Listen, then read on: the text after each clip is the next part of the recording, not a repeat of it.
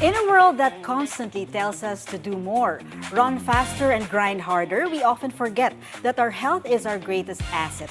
But wellness shouldn't feel like a second full-time job. It's not about flawless diets or spending hours at the gym. It's about the micro habits, the 1% shifts you make every single day that protect your heart, fuel your physical energy, and keep your mind sharp. Joining me this morning is Dr. Gina Nazareth, Chief Medical Affairs Officer of the Healthway Medical Network. Welcome to Billionaire News Channel, Doc.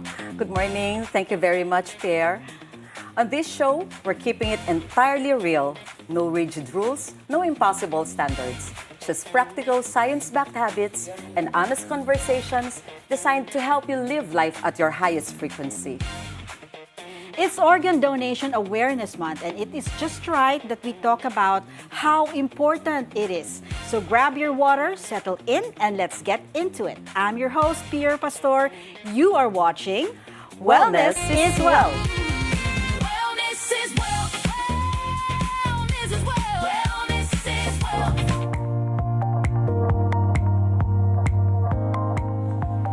Organ donation is one of the most impactful medical advancements, offering a literal lease on life to individuals experiencing organ failure. However, navigating how it functions, especially within the local context of the Philippines, reveals a stark contrast between a massive need and historically low donation rates.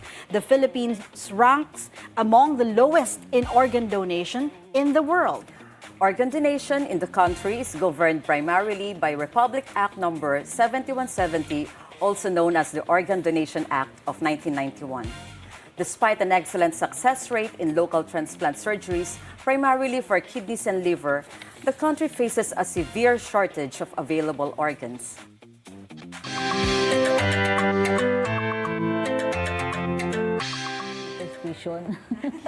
Here we May systemic lupus erythematosus o SLE si Veronica Buela noong 1987. 22 years old lang siya noon. I had fever, tapos nausea, and nagbabamit ako, tapos namamayat ako. Lupus is an autoimmune disease. In Veronica's condition, her immune system was attacking her kidneys, and over time, nasira ang dalawa niyang kidneys. And after 20 years, kinailangan na niyang magdialysis dahil wala na maglilinis ng kanyang sistema. Alam ni Veronica na panghabang buhay ang dialysis, pero after about a year of dialysis sessions, nagkaroon ng problema. The veins were not, parang hindi na malakas yung flow ng dugo. So hindi effective or hindi efficient yung pag-clean ng So that's the time we had to consider other options. The only option was kidney transplantation. Nung una, syempre natakot si Veronica sa transplant dahil sa mga naririnig na maaring ma-reject ng katawan or hindi siya mag-survive. Pero naipaliwanag ng doktor that dialysis will function as the kidneys but it will not treat the condition and it is stressful to the body. Ipinaliwanag din sa kanya ang options ng pagtanggap ng kidneys. Pwedeng magmula ito sa blood-related donor, pwede ring mula sa isang deceased donor, meron ding emotional-related donor. Pero wala na siyang option sa kanyang blood-related family. Kaya ang kanyang asawa na si Leonard ang naging candidate donor. Noong una, natural na may mga pangamba at pag-aalala. Paano yun? Parang dalawa kami magiging pasyente. Kung if ever na siya yung magiging donor, isang kidney lang siya, tapos ako, isa rin. Tapos bata pa yung mga anak namin. So, syempre, you have those concerns na ayun, nandun na naman yung fear na kung pareho kami magiging pasyente, how long will we survive? And we want to survive as long as possible for our kids and hopefully for the grandkids. The couple went through the tests anyway, and it was the greatest relief that they were compatible. All the while, yung pinoproblema namin na health challenges, nandun pala yung sagot, nasa tabi ko lang pala. Kaya natuloy ang transplant taong 2009 and it was a great success. Para kay Leonard, it was love, giving one of his kidneys to his wife. And he thinks that his kidney was really meant for Veronica. At sa lahat daw ng paghihirap na pinagdaanan nila, kasama na ang financial challenges, fears, and doubts, they say it was all worth it. It was really a blessing. It was really parang God-given sa akin. I found my faith. Tapos I became so grateful with the little things. I was thinking, like, kung mauna siya, how can I even be a good mother and father to my son, to my growing sons, di ba? It would be difficult also to raise my family on my own, di ba? So talagang, pero best decision ever. We were not exempted from the difficulty of relationship. Pero when that transplant came, it actually redefined our marriage. So parang, ito like being appreciative of each other, being appreciative of life itself. Diba? What could be worse than ano, diba? Yung buhay mo na nakataya. And nakita namin yung effect sa mga bata. We were still a complete family. 17 years na ang nagdaan matapos ng kidney transplant ni na Veronica at Leonard. Malusog at malakas silang mag-asawa. They are taking good care of their health and they always do what their doctors say. Now they are open to share their experience to others who are going through the difficult decisions that surrounds organ donation and transplantation.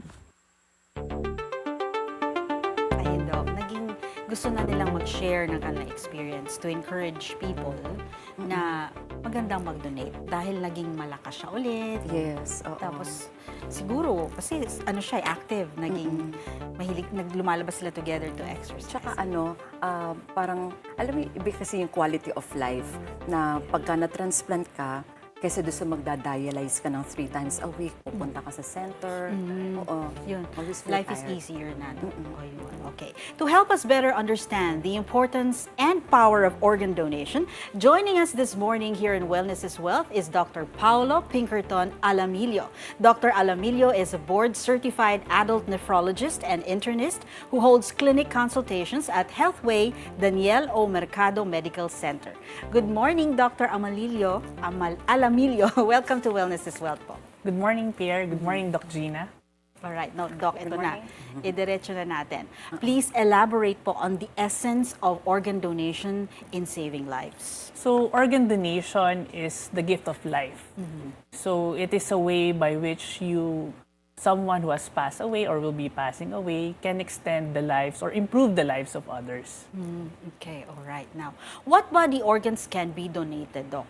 And are transplantable? Ang sabi So- nga daw, ito ay 8 ba? Or- Yeah. So, the major organs na pwedeng madonate involve the kidneys, the lungs, the liver, the intestines, the pancreas, and even the heart. Pero meron din, di ba, mga vital tissues that can be donated, di ba? Doc Gina. So, meron tayong mga other supportive structures na pwedeng madonate. For example, the corneas, the skin, pwede ang bone marrow, and parang parts ng plasma. Oh, yun. Now, who can donate these vital tissues, Doc? So, anyone can donate na kung sino mang may express na desire to donate, ay pwedeng mag-apply for donation, but they must be at least 18-year-old and at Okay. least of sound mind. I see. Alright, okay. Now, Doc, ayun nga, who can donate, ano? Yeah. So, meron tayong living and deceased. Yes. So, can we further explain yung Okay. living and the deceased po? So, yung living donors are usually ito yung mga family and friends natin. So, it can be classified as those na blood-related, no? Katulad ng ating parents, siblings, ating anak, or up to yung first cousin sa atin. And then, yung non-related or Yung emotionally emotionally related can be our spouse or close friends na after careful ethical review Or test. na allow for medical and ethical review na allow to donate. Okay, now, it's important siguro, Doc, that we discuss about Yeah, yung brain dead. brain death. Kasi this hinders people to donate. Kasi nga, sinasabi ng pamilya, wag muna. Meron buhay pa yan. So ano po ba talaga ang katotohanan tungkol sa brain death and who declares it? Okay. So yung brain death is the complete and irreversible loss of brain and brainstem function. So usually this is confirmed by at least 2 licensed physicians na meron siyang criteria. Ito medically yung mga absence of corneal reflex, absence of gag reflex, meron kaming tinatawag na mga apnea test or wala na siyang spontaneous breath. At yun na nga, ganap na yung the patient is medically and legally dead, pero he or she can still be supported by machine. So these people can donate. These people can donate. Sila yung mga naka-respirator. Oo. Sila yung mga naka-respirator. And oftentimes yung mga pinapakita sa news, ang kadalasan nating nakita ay alam natin dapat yung cause. Kadalasan traumatic brain injury or yung mga hemorrhage sa utak, yun yung mga kadalasang Nabe-brain cause. death. Nabe-brain death, yes. Okay. Now, Doc, how long yung brain dead state na pwede pang mag-donate? Meron po bang time? Wala naman timeline. Meron ngang team to evaluate brain death. Tapos meron ding team na mag-evaluate ng viability. So yung time kasi is dependent. Kasi merong mga patient na 7 days na nasa ICU, meron pa pala siyang mga sedatives. So hindi ka pwedeng mag-declare ng brain death kung may possible reversibility pa. So kung sakaling talagang ganap na at na-confirm na, wala nang mga other extraneous factors na nagkukos ng pagdampen ng nervous system ng patient, doon pa lang namin pwedeng masabing brain death. So kailangan dalawa talaga. Opo. Parang magko-confirm yung isa. Yeah. Alright. And they must not be related to the transplant team or dapat wala siyang parang wala siyang interest na. The doctors. The Dapat hindi doctors. related. The team. Or the team. Yes. Okay. Now, Doc, is it in a document? In a document form? na Meron brain death? silang criteria that they have to follow. And the hospital keeps the documents. Okay. So, pag sinabi ng family na, sige, pwedeng mag-donate. So, We have to confirm the brain death. Tapos, there's also a team who approaches the family to ask for yung consent for donation. Okay. Tapos, kinokontak namin yung PhilNos para sa allocation. Tapos, doon pa lang papasok yung organ retrieval na team. alright. Now, Doc, gusto ko lang balikan yung tissues, di ba? So, ano po ba yung mga pwedeng i-donate? Yung bone marrow, for Yeah. what is that? And cornea, for what is that? So, for example, merong mga congenital glaucoma, pwede kang mag-donate ng part of the eye to restore vision. Merong mga certain procedures like yung mga nag-i-improve ng mga bone and joint function, mga platelet-derived enriched plasma, ini-injection. Okay. Pwede rin siyang yung merong mga tinatawag na autologous na bone marrow transplant. From yourself. From yourself, Okay. yeah. Alright. Autologous. Okay. Yes. And skin, Doc, yun ang Skin, importante. yeah. Meron nasusunog, di ba, Oo. Doc? Yes, So, where do we get the skin? So, from yung skin, pwede siyang madonate, especially for merong mga disfiguring na burns. Yun Okay. talaga. So, parang pwede kang facial transplant, even sometimes yung muscle kasama. Sometimes they get it from Your own. Your own. Ginagraft yung sarili mong Ginagraft, skin. yeah. Okay. Tapos nire-repair yung Parts na na nasira. may disfigure. Alright, okay, very interesting. Now, let's talk about the recipients who can benefit from the donation. But before you answer that, Doc, we will just take a quick break. Keep it here on the Billionaire News Channel. Wellness is well.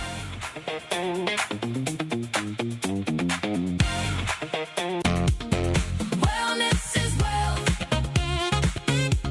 That's the richest thing I can hold myself. Wellness is wealth. That's the richest thing I can hold myself. We're back. You are watching Wellness is Wealth. Not everyone can run marathons, lift heavy weights, or perform intense workout routines. Some people may be recovering from illness, managing physical limitations, or simply looking for gentler ways to stay active. But movement comes in many forms, and one of the most creative may be found in the world of dance. Former captain cheerleader Samantha Mejia Cordova shares with us what tutting is.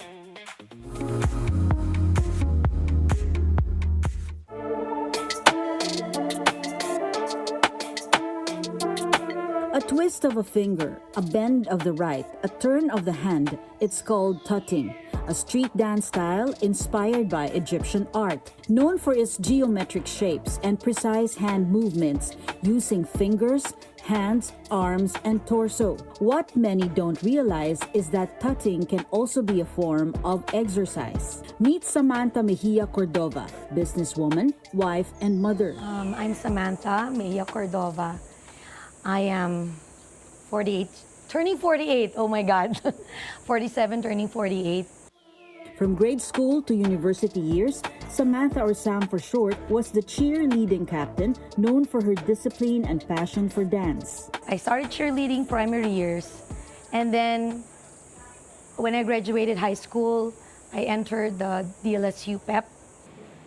As they say, life got busy. Sam took a hiatus from dancing, but eventually found her way back during the pandemic. What began as a way to stay active rekindled her love for the art. Sam's talent eventually earned recognition from renowned American choreographer and her mentor, Matt Stefanina, one of the most popular and influential figures in international dance community. Of course, I was so flattered because out of a lot of, dancers or students who tried to share their routine, it was me who was kind of selected. Yeah. So I was so happy. Now Sam is introducing the basics of this simple dance style. It's more of like angles and geometric shapes. So that's where you use your hands to form boxes and shapes. Tutting traces its roots to the images of ancient Egypt. The name tutting originates from King Tutankhamun, whose statues and art depicted distinctive angular hand and arm positions.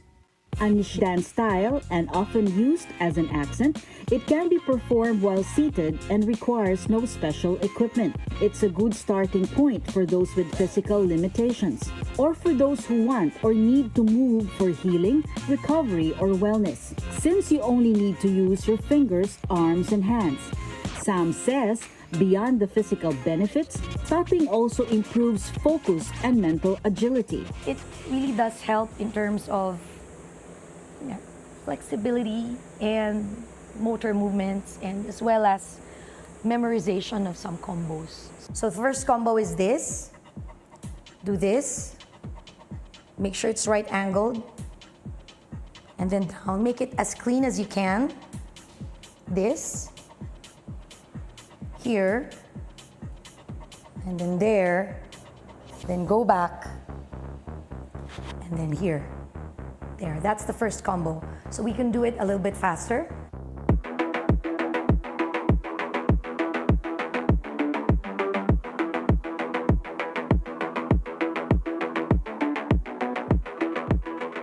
Over the years, dancers incorporated these shapes into street dance and hip-hop culture, transforming tutting into a mesmerizing art form celebrated around the world. It's not as popular in the Philippines yet, but it is gaining traction. So if you've been out of the loop or out of shape, you can start by moving just a finger.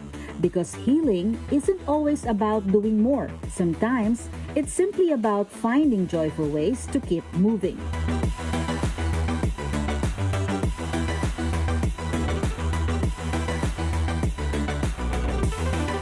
Curious lang ako, Doc. Can we exercise after transplant? Yes. No. Yes naman. Sa- Oo. Exercise in general, hindi lang yung dancing, no? Parang, kailan po pwede? Just like any other surgery, you can explain it further. Hindi, Kahit mga, pagka healed na yung sugat, Pwede usually mga na. pwedeng 2 weeks to 1 month. Pero kasi sa post-transplant na patient, para kasi may certain period na ayaw namin silang ma-expose. Yes. Sa Kasi ibang yun yung tao. time na pero sa bahay pwede Pwede mag-exercise. naman, I see. yes, so kasi yun yung time na mataas Very yung immunosuppression. critical, yeah. Prone siya sa sa infection. Kaya medyo kung ano hindi pwede doon sa mga maraming tao. Okay, hindi pwede sa gym. Hindi pwede sa gym. Okay, now, back to our discussion. We still have with us Dr. Paolo Pinkerton Alamillo, nephrologist and internist from Healthway Daniel O Mercado Medical Center. Now, Doc, who are the beneficiaries of organ donations? Pati na rin yung tissue donations. Ano po ba talaga yung ano ba yung mga sakit na kailangan ng palitan ang kanilang mga organs? So, dahil ako yung nephrologist, uunahin ko na yung ating mga dialysis patient. Kasi parang siya ang yun yung factor na mag-i-improve talaga ng quality of life nila. Ang other pwedeng beneficiaries of organ transplant include yun nga yung mga may pwedeng mag-benefit from burns. After burns, pwedeng ma-repair yung skin. Merong mga patient na after chemotherapy, pwede kang mag-bone marrow transplant. Merong mga pasyente na type 1 diabetes, sila yung mga nag-i-insulin. Pwede kang matanggal sa insulin after pancreatic transplant. Yun, yung Paul, liver. I believe, Yes, Doc Paul, I believe that the Department of Health enforces strict ethical regulations on living donors. Yeah, so in terms of living donation, talagang you have to define yung altruistic value ng pagdodonate. Kaya dapat walang coercion, wala masyadong leverage para maging fair and equitable pa rin yung transplant. Hindi kidney, hindi binibili. Hindi binibili. Pinagbibili. Ipaliwanag natin yan, Doc. Hindi siya binibenta. Hindi siya pwedeng ibenta, hindi siya binibili. Talagang out of the goodness of our heart. Okay. yung Humanitarian. donation. Yes. Okay. All right. Now, meron pa akong idudugtong kasi ng Doc. Who gets a heart transplant? So, for lahat ng mga end-stage conditions, sila yung mga usual na magiging candidate for the advanced procedure. So, yung mga patients na ang heart failure severity nila ay napakalala na, no? Tapos yung mga patient na mayroong mga lung problems din na napakalala na. Liver. Na kailangan niya na talaga End na stage. end stage. So, end stage organ, yun yung mga candidates for the procedure. All right. Now, after all these rules followed, how are the organ donors evaluated, Doc? Pati na rin yung recipient. Paano natin chine-check yan? Ito na po yung matching. So, how is matching done? So, for a living organ donor, meron siyang mag-undergo siya ng strict process. Kung alam niyo yung basic executive check-up, mas marami pang test yung gagawa doon. Because we have to establish yung na walang harm na mangyayari doon sa donor. So, if meron siyang possibility of developing diabetes or other known conditions in the future, baka hindi na siya yung best candidate. At saka siguro, importante siguro yung pati sa blood typing. Blood type, Kasi especially pagka emotionally related. Oo. So, meron tayong mga blood typing, immunologic tests, like yung mga HLA typing, na kadalasan pinapadala pa namin sa Manila para makita kung sino yung mga best match. This is to make sure that yung Ma-avoid natin yung problem. Yeah, we want the procedure to have yung most chance for success. So, kaya natin ginagawa yung immune testing.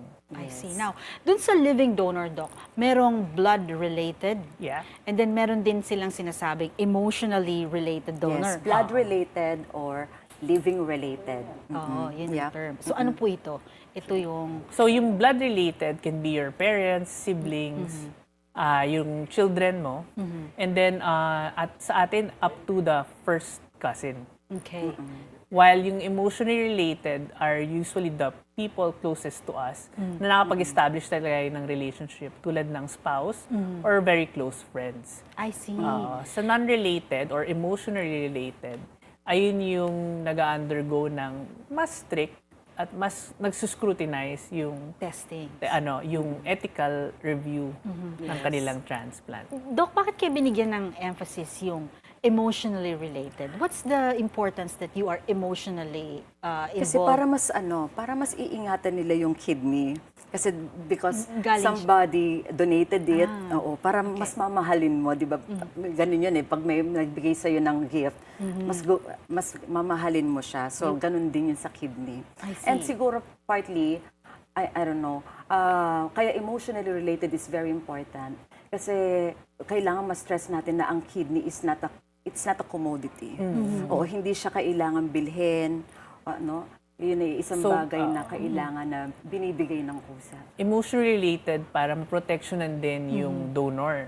So para less na may coercion or abuse. Yes. And then we can make sure na syempre although we do a lot of tests to make sure na the donor will be well after the procedure, gusto rin natin na nasusubaybayan natin yung donor and yung pangangalaga niya sa sarili niya. Yes, So if yes, you're related, you're more likely to come back. Okay. Now, Doc Paula, let's talk about the actual process of donating for both cadaveric and living donors. So how is it done po? So, Cadaveric let's start muna. with cadaveric donor. Apa. So, usually, ang nangyayari sa cadaveric donor, sa aking experience as a fellow sa NKTI dati, ay merong ospital na tatawag kapag meron silang na-identify na brain death. Sa side ng ospital na yon, merong team ng mag-identify ng brain death. Kapag na-confirm yung brain death, merong usually mga transplant coordinators na kakausap sa family, approach nila sa family, and then they will ask for consent for donation. Kapag nagbigay ng consent yung family to donate, doon na natin papasok yung allocation sa PhilNos, tapos tatawagin na natin yung team that does the retrieval. So yung surgery for organ retrieval will be done with the utmost respect and trying to preserve yung dignity ng donor. Yun, dun ako, Doc, paano ba ginagawa yung harvesting? Oo, paano hina-harvest? And then how do you... So, diba, totoo ba yung napapanood namin sa mga TV dramas na medical? yeah. So it's always, kasi nga, yung pasyente na yon will be usually on life support. Kaya parang pang drama talaga siya na scenario.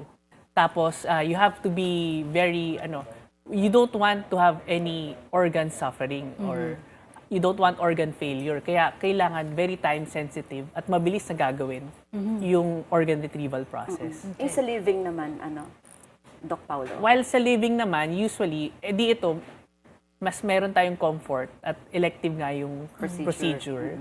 You will have more time. Hindi ka masyado pressured in the evaluation. So lahat ng mga abnormalities, ma-address mo muna before you can start the donor process. So you can say that the organ transplant for in living donors with living donors is less complicated. Yes, less complicated. Kasi may process siya. And then we can go through all the processes step by step, taking our time. So may mga psych evaluation, dental evaluation, different clearances from your other specialties, cardio usually. Tapos may infection, transplant ethics review. Tapos kapag na-fulfill yun na yung criteria, Hindi ba mas maingat dapat kung buhay, Doc? Yes, Or mas intricate, mas ba to? Yeah, Parang ganun. yeah, Kasi oo. buhay pa siya eh. Oo, Yung tsaka elective kasi, so you have to ensure na talagang maayos at tsaka we don't want the donor to suffer, Yeah. di ba? Kasi We aalisan want- mo siya ng kidney, kahit sabihin mong 100% na talagang gustong-gusto niya mag-donate kunyari sa father niya. But if we see that there's something wrong with her or with him, hindi natin pwedeng alisin yun. Doc, clear ko lang, no? Ano pala yung organs na manggagaling sa deceased? Ano pala yung organs na manggagaling sa living? Para klaro lang po. so yung sa deceased organ, yun yung mga organs na nabanggit ko earlier, involving the kidneys, liver, lung, intestine, pancreas, and possibly heart. Oo. Yun While na. dun sa living, sa atin halos ang ginagawa lang Liver ay and kidney, kidney. and liver. Okay. Alright. Now, yung sa recipient naman, Doc, after the operation, paano po nila aalagaan? O both, di ba? Paano Yeah. nila aalagaan ang kanilang health para hindi magka-problem? So we want to take care of both the donor and recipient. Sa donor muna tayo kasi siya yung mas madali. Since healthy adult naman siya, after donation, healthy adult pa rin siya. Okay. So papangalagaan lang niya yung sarili niya, siguro yung mga diet and wellness, yun lang yung ipopromote natin on his end. Tapos we'll just make sure na he won't develop hypertension or diabetes later in his life. Regular checkup, of Regular course. checkup, yeah. And then for the recipient, so the recipient will have to get immunosuppression. Okay. So he or she has to take constant medications and on time dapat yun. Maybe you should explain the immunosuppression. Oo. Ano ba yes. yun? Okay. So yung immunosuppression, kasi the body recognizes the donated organ as foreign. And our body mounts a response to foreign substances. So Natural para siyang madampen, nagre-react. para madampen yung response ng body, magbibigay tayo ng mga immunosuppressants para hindi masira yung na-donate na organ. Alright. So it will be a delicate balancing act between too much or too little na immunosuppression. Kasi ayaw natin ng rejection, ayaw rin natin na sobrang mababa na ng immune system ng Speaking tao. of rejection, explain mo bakit nagre-reject yung mga Ayun. organs. Oo. So again, the donated organ is foreign and the body mounts response to any foreign organism. Just like yung mga bacteria, may namamount na mga immune response to that. So kapag nagkakaroon ng rejection, pwedeng unti-unti or pwedeng mabilisan na masira yung organ. Ano ba yung mga nararamdaman ng patients? Like for example, Nararamdaman yung ba yun? kidney patient na post-transplant, ano ba yung nararamdaman nila? What are the symptoms na Nire-reject. para nagre-reject na yung kidney? Yung kapareho ng mga naramdaman nila before they got ill, pwede magsimula na tumaas yung kanilang BP, pwede magkaroon ng dugo sa ihi, pwede magkaroon ng bula sa ihi, at pwede ulit silang magkaroon ng mga anemia na manifestations ng chronic kidney disease at dahan-dahan na from very subtle symptoms, palalayo ng palala. Tapos anong gagawin doon? Kapag nireject na, Pag Doc, nireject, na. oo. Anong So kapag gagawin? ka na-reject, kailangan bumalik ka agad sa iyong, if you have any of those symptoms, kailangan bumalik ka agad sa iyong attending nephrologist or attending na transplant team. Tapos, may possibility for you to undergo Another. allograft. Allograft na Akala ko biopsy. Biopsy lang. Biopsy. To check kung ano nga yung klase ng rejection na meron siya. So there are different forms of rejection and there are different treatment. Pero that usually involves improving yung existing immunosuppression. Not necessarily taking it out again, Yeah. or getting another Necessarily. one. Kasi yung mga usual na acute rejection, kung tawagin, they respond naman to medications. I see. Hindi naman yung Hindi nireject na talaga maaalisin tapos talaga. aalisin mo siya ulit. Yes. Akala ko kasi ganun. Na when the, So, the marami organ is kasing- rejected, you have to Remove take it it out right and away. then get another one. Oh no. Marami kasing pwede pang mag-cause ng pagtaas ng creatinine, for example, kidney or organ dysfunction. So gagawin mo yung mga infection evaluation, tapos titingnan mo rin yung mga daanan ng ihi, tapos yung blood supply kung saan siya kinunik. Tapos So tama, titingnan Doc. yung Pag rejected na, ayos yun. Merong pang avenues for treatment I see. bago maging complete yung rejection. And kadalasan nagre-respond naman siya to improving immunosuppression. All right. Okay, now, according to data from the International Registry in Organ Donation and Transplantation, or IRODAT, the deceased organ donation rate in the Philippines sits at roughly 0.05 to 0.08 patients per million population, or PPMP. To put in perspective, countries like Spain and the United States frequently register rates between 36 to 48 ppmp. Taas talaga sa kanila. Let's analyze the shortage of organ in the Philippines when we return. Keep it here on the Billionaire News Channel, Wellness is Wealth. Wellness is wealth. That's the richest thing. I can hold myself. Wellness is wealth. That's the richest thing. I can hold myself. Pero bawal ba, Doc? Nakakahiya sa patients. Pero cool lang. Cool, doctor. Now, according to public health expert and traditional medicine practitioner Dr. Jaime Galvestan, combined in a single bowl, these greens create a powerful nutritional package that may help support overall wellness. Let's watch this.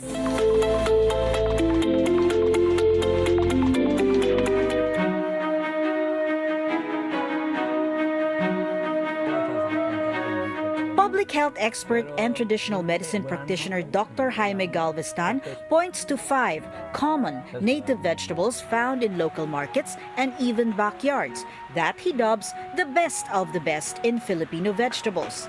The secret lies in what he calls the KKKMS. K is talbos ng kamote, K is talbos kangkong, M is malunggay, S is dahon ng sili, S is dahon ng saluyot.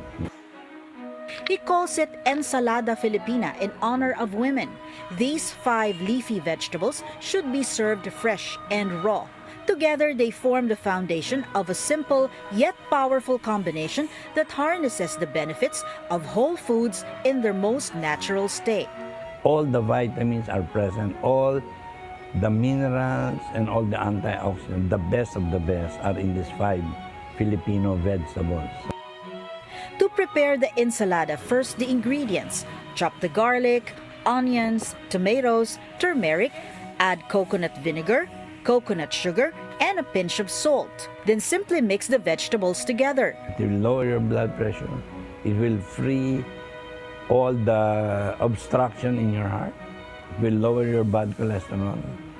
And of course, because it's whole food, the whole energy, the power-packed energy of antioxidants.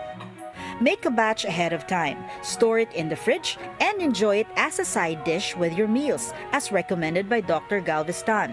While many health-conscious diners turn to Mediterranean, Greek, or Caesar salad, Dr. Galveston believes the Philippines has its own nutrient-packed contender made from indigenous vegetables that are affordable and readily available. He recommends eating this ensalada at least 2 to 3 times a week. Importante ang food, Doc. Yes, at saka yung greens talagang ina-advocate namin yun sa mga kidney patients namin. Oo. Hindi lang basta gamot. Of course, you have to eat the right... And I remember in one of your episodes, yung Pinggan Pinoy, it was stressed there na half of the pinggan should be vegetables. Yeah. Alright. Now, dahil, Doc, agad bang magkakaproblema pag mali ang kinain, kahit konti? Again, yung sa introduction mo, it's the little things that add up that alright, produce yung result na Hindi maganda. lulusot yung isang pirasong tuyo lang naman, Doc, eh. I think yung mga small things can be forgiven. Basta binabawi mo rin. Kumain ka ng tuyo, mag-exercise ka mamayang hapon. Ganun siguro yung parang Pero when you have, But again, when you have the kidney problem already, Doc, Oo, as much as possible, you really need to avoid. Yeah. I'm not saying na talagang walang salt ha, kailangan talaga mababa lang. alright. Now, Doc Paolo, going back to my hanging question, bakit po kaya hindi pa rin na-address ang shortage ng organs all these years in our country? Ano po bang masasabi niyo dyan? so I think dalawa yung dyan approach. Meron kasing side ng demand. Over the past few years, mas maraming nadadiagnose ng diabetes and hypertension. So, lumalaki yung demand. I see. Kapag malaki yung demand, talagang may shortage on yung magiging sa supply side ng organ donors. And then sa side naman ng supply ng organ donor, maraming fear and misconception about brain death. Yung concept ng brain death, hindi malinaw. Kasi kadalasan ang mga Filipino naniniwala na miracles can happen. Magigising pa. Kaya kailangan talaga formally madedefine ng talagang dalawang tao yung brain death. Alright. And then meron tayo kasing opt-in na system Yes, that's... for organ donation, which Ano yung yung some opt-in? countries, Yeah. para kasing yung opt-in system is that you elect to be an organ donor. Whereas in other countries, default ka na organ donor, but you can opt out. Ibig sabihin, kung gusto nilang hindi mag-donate, opt-out ang Opt-out tawag. Opt-out sila. Pero talagang ipinanganak sila doon, na donor dapat. Parang ganon. Sa atin, is may that choice you tayo. have to, the choice is presented in a way na default ka na hindi ka donor. Okay. Would you want to be a donor? okay. Yun, correct. So yun yung Oo. kaya tayo. Kaya konti maaaring isang bagay yun na nakakapagpigil. And then, ang Philippines is a very religious country. Pero meron din tayong maraming mga beliefs regarding life. Kadalasan ko naririnig is that hindi ka makakapasok in heaven if Kapag may kulang kulang sa'yo. ka. Oo. At saka yung possibility, meron kasing mga naniniwala sa rebirth na kapag kulang ka na nalibing, kulang ka rin Sa rebirth. So having said that, meron bang mga efforts na para ma-improve yung organ donation in the country? A lot has been said about yun nga, yung hope, yung regalo, which are organizations that advocate for improving the knowledge sa organ donation. And then, nanghihikayat din sila ng mga tao na maging organ donor themselves.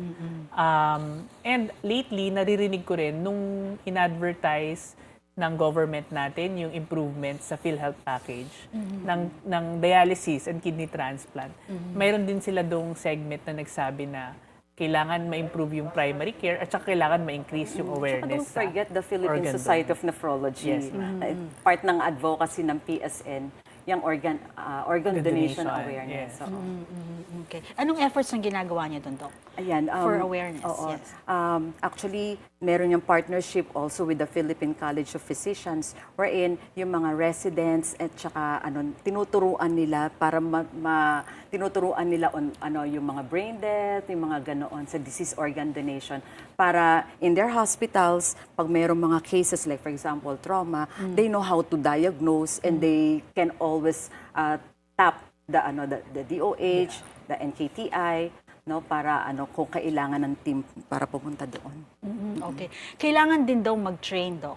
Yes. Ang yung kumakausap sa family. Yes. Yes. Oo. Kasi you have to maintain talaga utmost respect and dignity. And minsan yun yung tipping point ng yes or no sa pasyente. Correct. How you approach it. So, hindi lang siya puro medical, hindi lang siya puro logical. We really have to consider the emotions and then the beliefs, the values of the family. Yes, yung culture. Culture. Ito pa, Doc, di ba? Kunyari, brain dead. Oo. Tapos hintayin pa lahat ng kamag-anak para mag-agree. Yung Yes. Oo, that's hintayin pa lahat ng opinion ng nasa abroad na family members. Yeah. Kasi, di ba, Part of para our walang culture. sisihan kung kunyari. Oo nga. Kadalasan kasi ganun na yung walang sisihan nga na yun yung parang defensive din yung kung sa amin as doctor meron kaming practice na defensive, yung family meron ding defensive na practice. It gets in the way kasi syempre time bound yung mga natin. And if one family, only one Oo. family member who does not agree, who will not agree, wala na. Wala na. Even nga kapitbahay na magdi-disagree, hindi na rin sila Oh, pumapayag. yung best friend. Yung Best best friend na friend. kapitbahay. Alright, now marami pa kaming gustong itanong, Doc, pero marami na rin naman kami natutunan. We will surely invite you, Doc Paolo, again in another occasion. Thank you so much, Dr. Paolo, for joining us this morning and sharing your knowledge. Dr. Paolo Pinkerton Alamilio, nephrologist and internist from Healthway Daniel Mercado Medical Center. Doc, you may have some words po na gusto nyo i-share or sabihin. So sa atin, yung mga na-discuss, katulad ng introduction pa lang, talagang yung pangangalaga, health promotion talaga yung way para makaiwas tayo sa sakit. Tapos, yung organ donation should not be feared. Kaya natin ginagawa yung efforts na to para ma-improve yung understanding ng mga tao. Na hindi naman ikaw papatayin porket ikaw ay organ donor. At saka marami namang criteria na sinusunod bago namin maging candidate ang isang tao. Alright. So we want to benefit the recipient. We also want to do the least harm to our donor. Alright. Kaya sana ay ma-improve ang ating mga tao nag-a-apply for organ donation. Ayan. Thank you so much, Doc. When we return, more health stories from and around the world, from here and around the world. Keep it here on the Billionaire News Channel. Wellness is wealth. Wellness is wealth. That's the richest thing. I can hold myself. Wellness is wealth. That's the richest thing. I can hold myself. If you'll have time, you'll be our co-host. Oh, really? Yeah. Gusto ko yan. Oh. Oo. Para ano? Oh, yes. Now, can happiness help heal the body? It may sound simple, but more research is showing that our emotional well-being can have a profound effect on our physical health. Naturopath Dr. Ron Unidad shares the holistic pathways to healing and greater well-being, cultivating kindness and loving relationships, and it is backed by scientific evidence.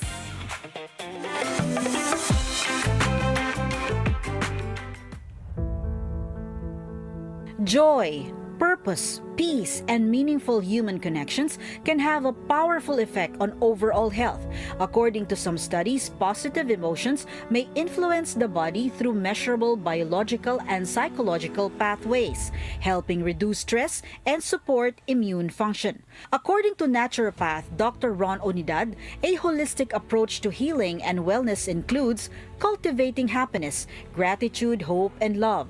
Simple yet powerful forces that can help the body heal and recover. Pag masaya ka, nagre-release ka ng tinatawag na beta endorphins.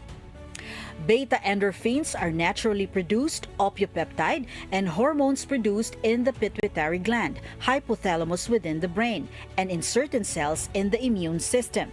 Those happy hormones triggers the release of your natural killer cells, the cells that is required for the body to remove things that are foreign to the body. Research shows by primarily reducing chronic stress and suppresses inflammation, beta endorphins can play a vital role in slowing down tumor growth, reducing metastasis, and boosting the body's immune defense against cancer cells.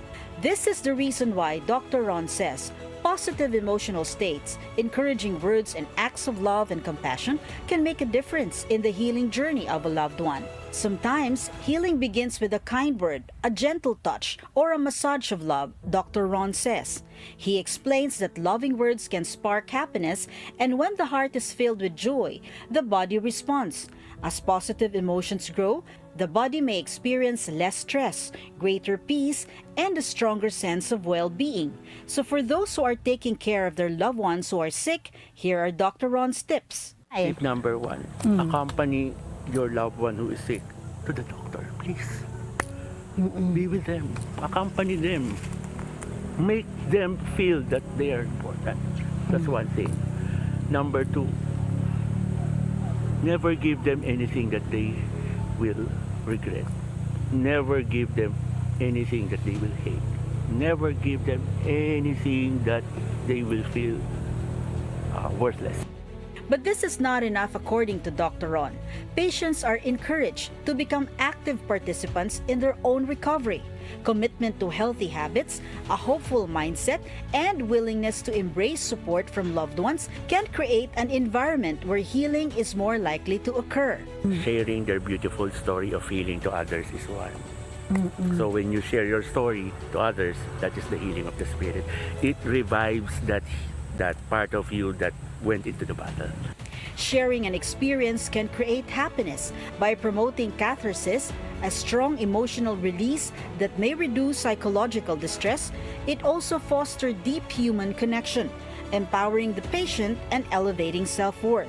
Many experts point to the growing field of psychoneuroimmunology, which studies the connection between the mind, the nervous, and the immune system, and how neurotransmitters, hormones, and neuropeptides have been found to regulate immune cells. Although holistic healing through happiness-based habits is considered complementary to medical care, and further research is imperative. Sometimes it is the only option.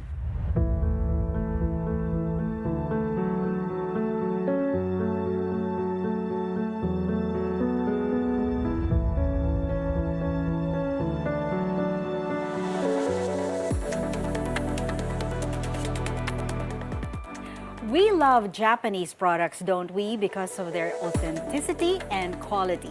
Well, we can now have access to some of their health and wellness products because a local drugstore partnered with the biggest drugstores in Japan, and they officially opened its first Japanese-inspired wellness pharmacy at the One Ayala in Makati.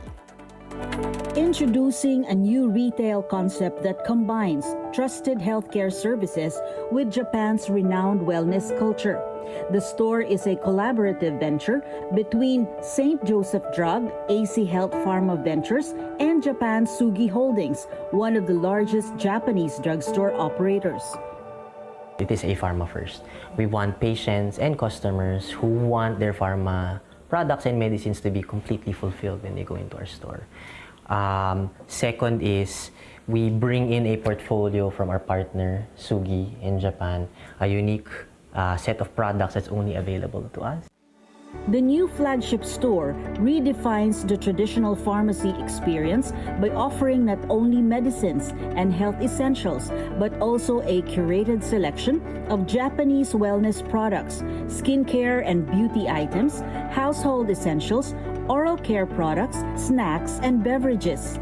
The concept is designed to make wellness more accessible, engaging, and part of everyday life. A lot of drugstore customers that we interviewed is service. When you enter our store, you will be greeted and treated in the best way possible. Their house brand is known as S-Select, so it's exclusive to us.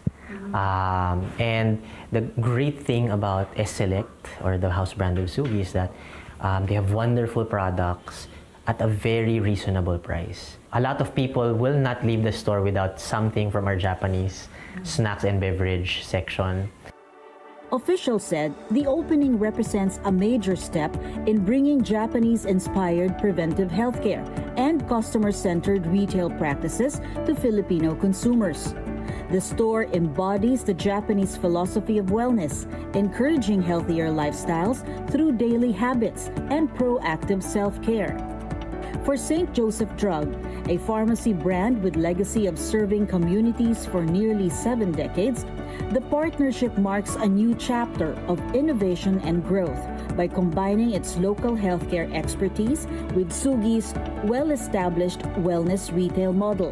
Sugi Holdings, which operates thousands of stores across Japan, views the Philippines as a key market for its expansion in Southeast Asia.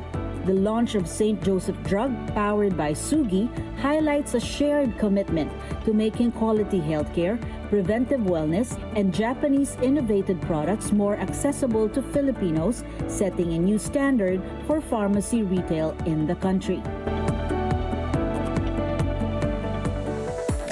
Health experts are once again reminding parents to closely monitor the content their children watch on their gadgets. This comes amid the alarming effects of some mobile games on children, such as encouraging violent behavior. Many parents are busy with work, so their children are often kept occupied with gadgets. However, not everything they see online is safe. To help protect children, here are some tips from anti-cybercrime experts and the Department of Health. First, set the device to kid-restricted mode so videos, search results, and apps are automatically filtered. Activate the privacy setting on all apps so profiles remain private. Location sharing is turned off and strangers cannot send messages. Use parental controls to block unsafe content such as adult websites, and use tools like Family Link and other built-in device controls. Maintain an open conversation with your children about online safety, and teach them to tell their parents immediately if they see scary content, acts of violence, inappropriate material, or anything suspicious online. Experts also recommend securing the device itself. Set up screen time limits. Limit access to apps. 1 hour of screen time is recommended for children aged 2 to 5. 1 to 2 hours is recommended for children aged 6 to 12. Also, turn off webcam access when it is not needed. Report any dangerous content or suspected online predators immediately to the Women and Children Cybercrime Protection Unit of the PNP Anti-Cybercrime Group. Encouraging Filipinos to embrace organ donation requires navigating deep-seated cultural traditions, religious beliefs, and common misconceptions. Here in the Philippines, family ties are exceptionally strong, and the thought of disrupting a loved one's body after death can feel deeply uncomfortable. To bridge this gap and inspire change, advocacy must connect on a cultural, emotional, and practical level. To know more about organ donation, you may call the Philippine Network for Organ Sharing and the Human Organ Preservation Effort, or HOPE. Their websites and hotlines are flashed on your screen. Thank you for joining us this Sunday morning. Live well, live wealthy. Wellness is wealth.